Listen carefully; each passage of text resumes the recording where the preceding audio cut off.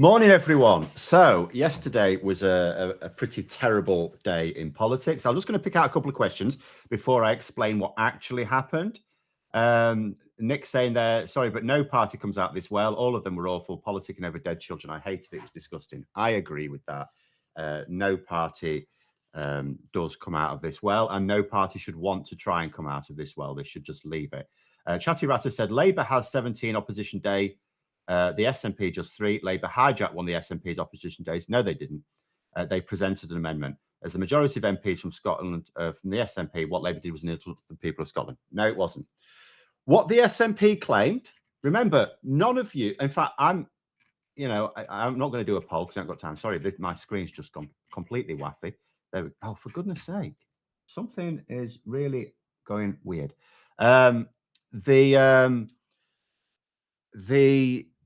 motion itself, we were told, many of you will not have actually read it, I strongly suspect. Sorry, my camera's moved around. None of you will have actually, or very few of you will have read the motion. I am going to put the motion up so you can see what it was like. Now, no one saw the motion before yesterday, and yet lots of people were saying Labour should support it. Now, straight away, think about that. Anyone who said that Labour should have supported the motion before they even knew what the motion was, you should question whether they're really like an honest broker here, because people will say, oh, well, they should have supported because it was for a ceasefire.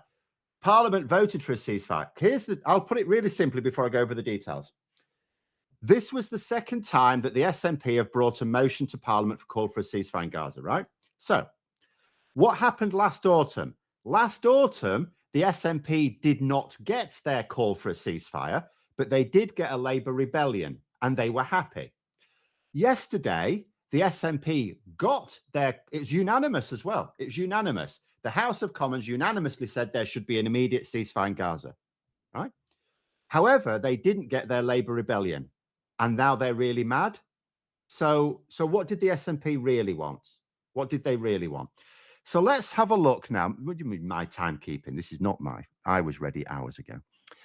So let's put up the motion so we can actually see what they were, because I haven't put a poll up. It was been interesting. I strongly suspect most people have not actually read the motions. So the SNP motion, I'm just going to hide my camera just so you can see it properly. It says that this House calls for an immediate ceasefire in Gaza and Israel, notes with shock and distress that the death toll has now risen beyond 28,000, the vast majority of whom were women and children. Further notes that there are currently 1.5 million Palestinians sheltering in Rafah, 610,000 of whom are children. Also notes that they have nowhere else to go, condemns any military assault on what is now the largest refugee camp in the world, further calls for the immediate release of all hostages taken by Hamas and an end to the collective punishment of the Palestinian people, and recognizes that the only way to stop the slaughter of innocent civilians is to press for a ceasefire now. So the first thing to say is, was it reasonable for Labour to go, we can't really support that? Yes, it was. Now, for most of it, in terms of the action points, it's fine. In terms of the motivation, it's fine. The point is about this collective punishment. Now, you may say, let's get rid of that. There it is. You may say, well, hang on a minute, the Palestinian people are facing collective punishment. And I would agree, right? Because at the end of the day, they are being treated as if they're all Hamas. The Israeli government have even said everyone in Gaza is a target. That includes children. So at that point, I am satisfied it is collective punishment. However, I can say that as a non-legal type shooting my mouth off the internet, just as anyone here who agrees with that can say it, or you can say it to your mates in the pub.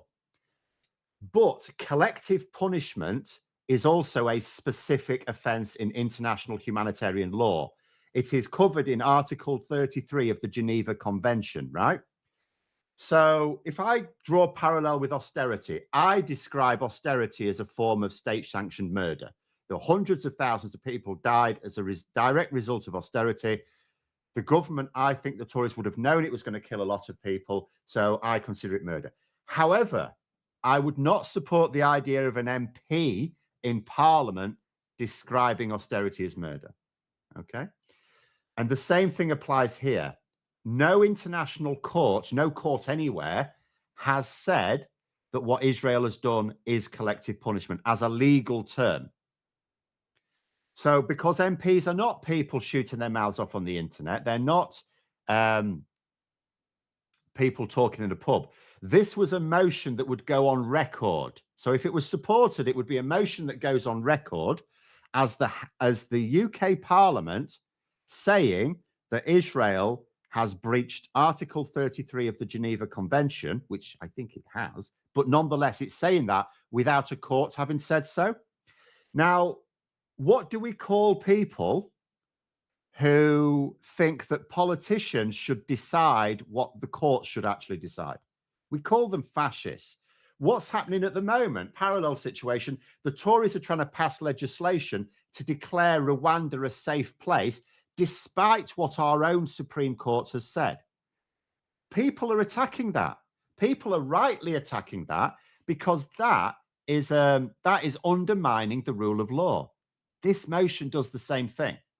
If all the SNP wanted was a call for an immediate ceasefire, which is what they claim, they would have worked with Labour and the Conservatives, because Labour, the Conservatives and the SNP, and probably other parties as well, all agree there should be an immediate ceasefire, right? So again, I go back to the fact that in autumn, the SNP didn't get their call for a ceasefire, but did get a Labour rebellion and were happy. Yesterday, they did get their call for a ceasefire, unanimous, but they did not get the Labour rebellion, and they are as mad as hell. So then let's look at the Labour motion, because the Labour motion actually goes for, it's not just that they did the same thing and removed the word, because they could have done. Labour's motion actually goes further. I defy anyone who cares about it to say that Labour's motion is not actually better. So I'll read the whole thing, but then point out the key bits. So they amended it to say this House believes that an Israeli ground offensive in Rafah risks catastrophic humanitarian consequences and therefore must not take place. So that's the same action point. Notes the intolerable loss of Palestinian life, the majority being women and children. So that echoes the same point there. Condemns the terrorism of Hamas, who continue to hold hostages. Again, echoes the same point. Supports Australia, Canada, and New Zealand's calls for Hamas to release and return all hostages and for an immediate humanitarian ceasefire. Again, echoing the same action points. So the SNP have got no cause to complain, which means an immediate stop to the fighting and a ceasefire that lasts and is observed by all sides. This was not said in the SNP motion, but again, who that wants a ceasefire doesn't want it to last. Noting that Israel cannot be expected to cease fighting if Hamas continues with violence. So that's basically making it clear it has to be both sides. And the Israelis have a right to the assurance that the horror of 7th October 2023 cannot happen again. Therefore supports diplomatic mediation efforts to achieve a lasting ceasefire, demands that rapid and unimpeded humanitarian relief is provided in Gaza. And here's the thing, this is where the Labour motion goes further. Further demands an end to settlement expansion and violence. Now, who here is going to claim that they care about the suffering of Palestinians, but don't care about the ones suffering on the West Bank or the occupied territories? Because the SNP one didn't mention that. This one does. And it says, urges Israel to comply with the International Court of Justice's provisional measures. Again, the SNP one didn't call for that. Calls for the UN Security Council to meet urgently and urges all international partners to work together to establish a diplomatic process to deliver the peace of a two-state solution with a safe and secure Israel alongside a viable Palestinian state, including working with international partners to recognize a Palestinian state as a contribution to, rather than outcome of the process, because statehood is the inalienable right of the Palestinian people and not in the gift of any neighbor. So, there we go. So someone's mentioned there, people need to stop repeating rumors on Twitter regarding the speaker. There is some very convenient gossip going around, no proof. Right. So now that I've gone through that, if people have got comments, please put them up. I'll try and catch them. Let's go over. So that was in terms of the motion. I have yet to see. I mean, but consider that the SNP supported Labour's motion. They didn't have to. They didn't have to. They could have, but nobody objected to Labour's amendment. The other thing to note is, so what happened basically was, bringing the speaker into it now, just to explain for people what the hoo-ha was about. So the SNP present their motion. Okay. Labour say, okay, we're not happy with that wording. We're going to propose our own wording. which is fine. That happens all the time. So what should have happened was exactly what did happen. You debate, the SNP present their motion, as they did. Then Labour present their objections, and anyone else as well, and everyone has a big old debate, and then you vote on the amendment. If the amendment passes, then that's it, it's done, it's agreed. If the amendment doesn't pass, then the SNP's original motion is voted on, right? What happened was the Conservatives presented their own amendment. Now, I'll put it up, but I'm not going to go over it because it doesn't matter because they got rid of it. But I'll get rid of myself if anyone wants to read it. If you're watching later, you could just pause the video because I may not leave it up long enough. So what happened was the Tories put their motion in, and what they were doing was tag teaming with the SNP because they knew that the SNP's motion would not in itself trigger rebellion with Labour, because Labour had their own amendment ready to go to circumvent that. So the Tories thought, I know, we'll put our own amendment forward because the convention is that only one amendment is selected and the government get priority. And the Tories have done this to scupper a few things in the past. They've done this same trick when Labour wanted to bring a censure motion against Boris Johnson, for example. So, you know, it's a common trick. And it takes advantage of a convention that says there can only be one amendment, even though Labour's amendment was the most supported. So what happened was, and I'll come to the reasons why in a moment, the Speaker decided to select both amendments, at which point the Tories took their own amendment away. Now ask yourself why that is, right? Because on the face of it, I'll get rid of that and put myself back. On the face of it, the reason what's happened is the Tories have gone, oh, we're going to put our own amendment in to block Labour's. Speaker says, well, we're still going to have Labour's, to which point they go, well, we're just going to pull our own then. So that makes it look like the Tories were only doing it for party political purposes, right? However, I gather from reports that the real reason is that actually a lot of Tory MPs wanted to support Labour's motion. So the reason why we're told that the reason the Conservatives pulled their own is because actually Tory MPs preferred Labour's motion. And, you know, but either way, what the Tories were doing there was at their own party politicking. So in terms of, was the Speaker justified or not in selecting both amendments? So people will know, the people will be saying, oh, the clerk of the House of Commons said that this was the wrong decision. Now, the clerk of the House of Commons, who remember is not the Speaker of the House of Commons, so he's junior to the Speaker, right? But nonetheless, the clerk of the House of Commons does indeed disagree with the judgment. But the clerk of the House of Commons wrote a letter that makes it clear that the Speaker would not break in any rules in doing so. What he was doing was breaching a long-standing convention, right? Now, my attitude is, first of all, it's a crap convention, because if you can have a situation where you've got three motions effectively, and the most popular motion is the one that's not allowed to have a debate or vote on, then that is a crap convention, right? And in fact, the Speaker has urged that maybe the committee, you know, the committee that decides these things should rethink the convention. However, he didn't break any rules. The clerk of the House of Commons did say it was the Speaker's call. He's not breaking any standing orders by doing this, right? So he wasn't breaking any rules. He was going against the convention. Now, there can still be criticism of it, because why did he go against convention? It wasn't just because he felt like it, and it wasn't, which would have been a better reason, because Labour's amendment was the most popular.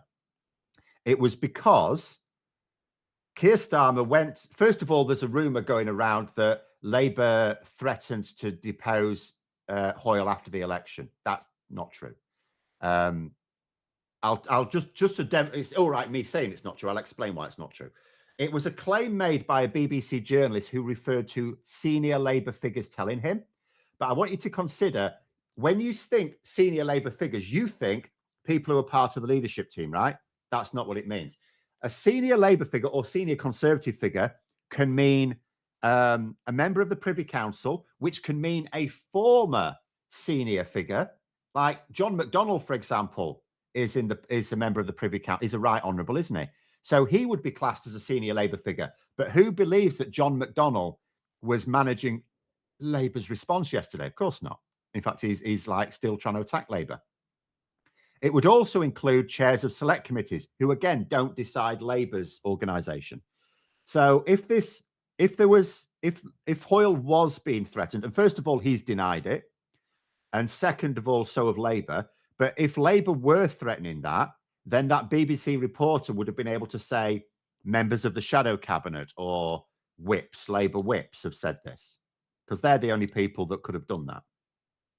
So that's not true. What actually happened was that Keir Starmer went to see the Speaker and said, look, Labour MPs are receiving death threats. They're being, intimidated. They and their families have been intimidated, which is disgusting, by the way, and everyone should call that out. The thuggery. If people think that they represent a large body of opinion, the way you express that opinion, you can write emails or letters to your MPs, you can sign petitions, and you can peacefully march or protest, right? That's fine. What you don't do is physically intimidate, assault, or threaten MPs or their families. In the last 10 years, we have had 2 MPs murdered by political extremists.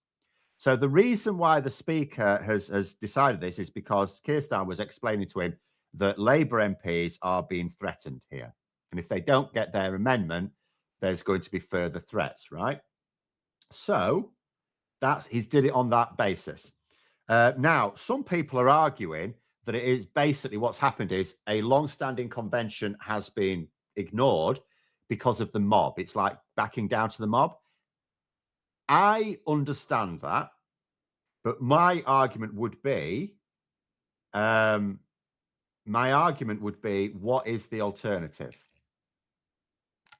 What's the alternative?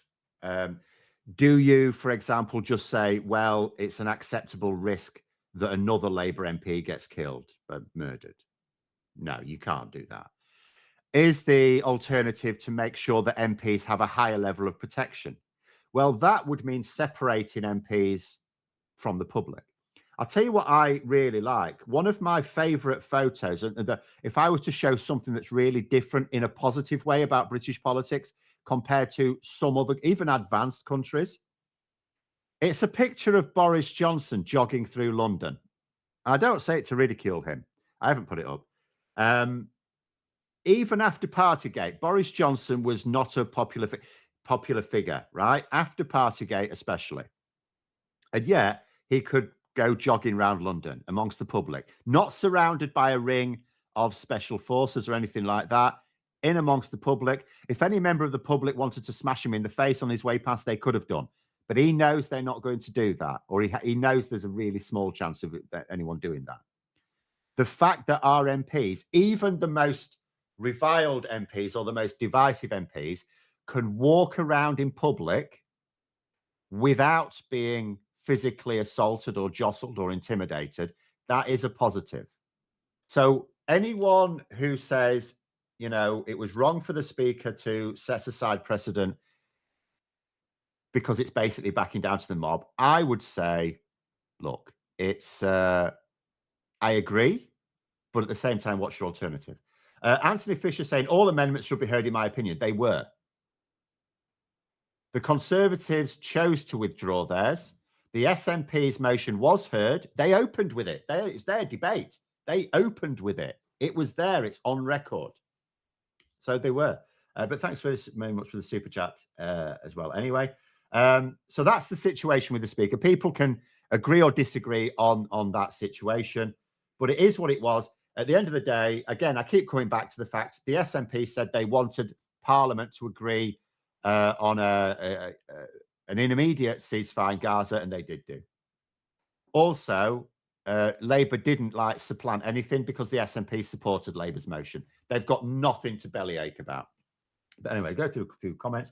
Greenfang saying, my position is that making the SNP's version official would have allowed for further conflict without follow-up and also degrade relations with Israel. I will just point out, I'm not sure we're all that bothered about degrading relations with Israel now. That was the argument before. Nowadays, I don't think we're all that bothered. Consider what's happened in the last week. First of all, as I say, all of the major political parties have now called for an immediate ceasefire. That is the case. I will also point out, for those who aren't aware, Prince William produced a statement earlier this week calling for the same thing. And a load of the far right melted down, right? But here's the thing. Prince William did not do that unilaterally. The government basically told him to do it. The government haven't said that, but there is zero way William would have done that without the government saying so. So what's happened is, now that basically what we're trying to do is we're trying to work together with with our international allies to try and put pressure on Israel. But ultimately, we know the one country that needs to lead the charge on this, it's America. America has now lost its patience with Netanyahu. And so it's now easier for others to sort of work to put pressure on Israel. So I'm not now sure that we're all that bothered. We were originally, the whole idea originally with trying to work with Netanyahu was trying to make sure that innocents were protected, and that if they were displaced, that they were looked after and they could have access to humanitarian aid. But Netanyahu is, he's gone full crazy on this one. But there we go. Christopher's just saying they must be responding to something that says, watch any vote they divide on amendments before the final vote. Yeah, that's absolutely true. Oh, anyone who's trying to suggest that the SNP motion should have been voted on first, that's utter. I do understand how most people, even if you're interested in politics, do not watch parliamentary procedures. I get that. But yes, it makes no sense to vote on the original motion first. You always vote, because you always vote on amendments. You have to vote on amendments first, because people need to know, like, otherwise they're not amendments. You have to amend the thing before the actual vote. But there we go.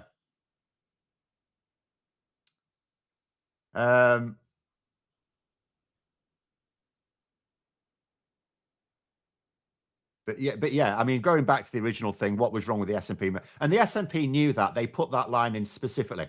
And I'll tell you why, because what had happened is, remember, the SNP did not reveal their motion very far in advance. They knew that Labour were happy to support an immediate ceasefire at this time. So they knew that they couldn't just use an amendment, a motion that was similar to the one last autumn, right? So they put that line in deliberately because they knew that Labour couldn't possibly support it. But they also knew that there might be about 90 odd Labour MPs who might rebel against Labour if Labour couldn't get their own amendment there. What's interesting is, would Labour have been happy to support the Tory amendment instead? I'm guessing not. Otherwise, Starmer wouldn't have had to go to the Speaker and really try to lobby to have their own amendment put in. But in actual fact, the Conservative motion also does call for an immediate ceasefire. It uses slightly different language. And also the language of the Tory motion, amendment, as you'd expect, is putting much of the emphasis on Hamas, more of the emphasis on Hamas than Israel. But in terms of what it is, it's just semantics, really. The difference between the three motions, in terms of what they're calling for, is largely semantics, other than the fact that Labour's motion calls for more action. But there we go.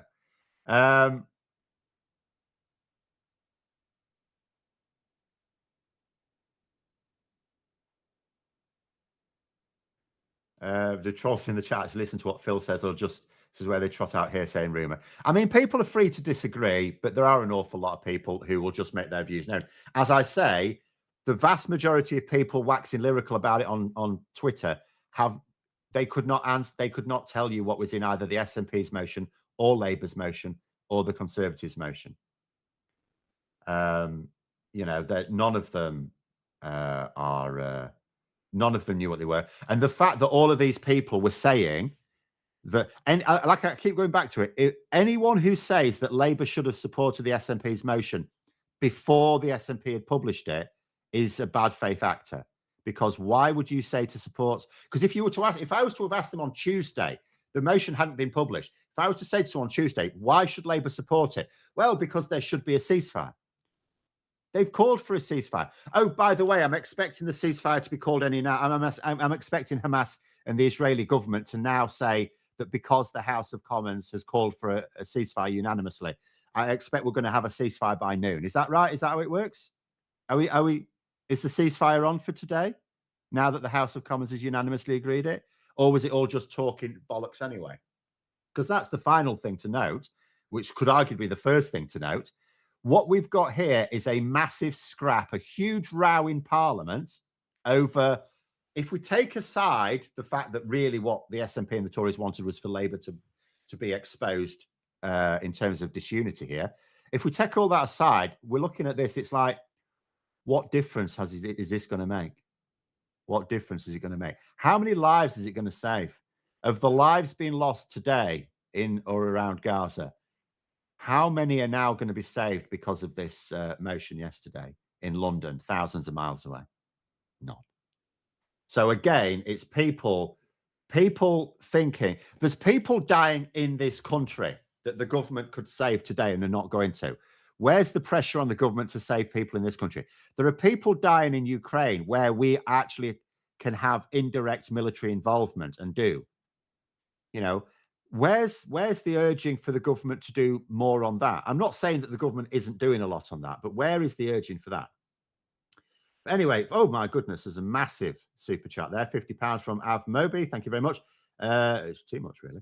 It says, beside fixing the broken economy, Starmer will have to fix the community tensions that have been stoked by, well, the Tories and the SNP. I'm going to add one caveat in there in a minute. Yesterday's motion of Starmer was a PM in waiting trying to pass a resolution that will gain the widest possible support. Well, it did do that. What I will say about the SNP is this. The Tories always do this sort of thing. It's basically a culture war. The Tories are always pushing culture wars. It's what they do. What I will say is the SNP under Nicola Sturgeon did not do this. There's a difference between the way the SNP behave now and the way they did before. Before, the SNP in Westminster used to always, Ian Blackford would always stand up. And it's not about Ian Blackford. It's about, you know, the SNP ethos. They would stand up and yes, they would attack Westminster. And of course, they would call for Scotland to be independent because that is their reason for being. But what they would do is they would say, well, we're in government in Scotland and we're doing this and we're doing this. And why don't you adopt this? Because this is helping people's lives.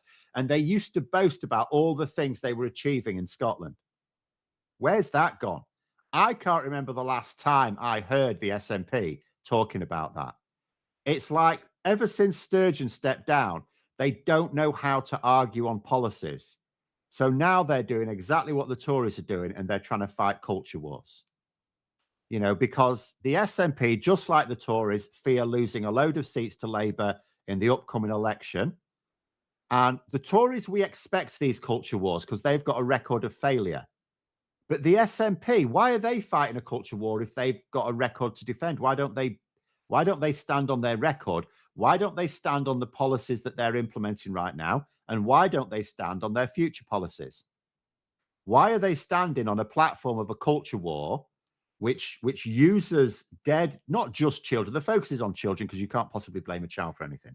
But there's innocent men, women, and children by the thousands, by the tens of thousands dying in Palestine. And the SNP have decided to make it a party political issue.